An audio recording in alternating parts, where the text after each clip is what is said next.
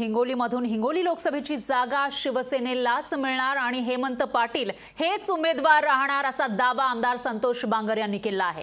हिंगोली लोकसभेवर भाजपने दावा केल्यानंतर आता शिंदे गटाचे शिवसेनेने देखील हिंगोली लोकसभेवर दावा केला आहे। 1001% हिंगोली लोकसभेची जागा ही शिवसेनेची आहे आणि शिवसेनाच लढवणार। रनिंग खासदार हेमंत पाटील आहेत आणि तेच तिकीट त्यांनाच या ठिकाणी मिळणार असा दावा आमदार संतोष बांगर यांनी केला आहे। तर आमदार संतोष बांगर यांच्यासोबत याविषयी बातचीत केली आहे आपले हिंगोलीचे प्रतिनिधी गजानन वाणी यांनी।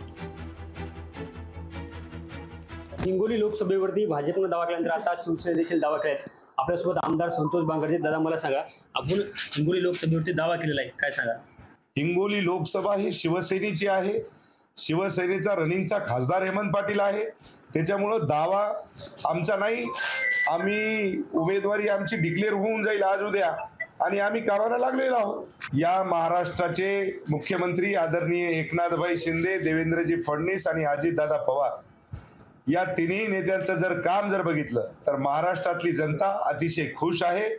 आणि राहिला दुसरा विषय, या हिंदुस्थानाचे पंतप्रधान नरेंद्रभाई मोदी यांच्या विश्वासावर लोकांनी, तुम्हाला सांगतो, उमेदवार कोणीही द्या हो, फुटाण्यासारखे तुम्हाला सांगतो, जसे भट्टीमध्ये आपण हरभरे टाकतो आणि फुटाणे कसे तड तड तड तड फुटतात, तसे तुम्हाला सांगतो ज्या ठिकाणी लोकसभेचा उमेदवार या हिंदुस्थानामध्ये कोणत्याही जागेवर जर दिला तर माझ्या नरेंद्रभाई मोदीच्या नावाखाली तो माणूस निवडून आल्याशिवाय राहणार नाही, असा ठाम विश्वास या ठिकाणी आम्हाला आहे। कॅमेरामन राजेश सोबत गजानन वाणी, लोकशाही मराठी, हिंगोली।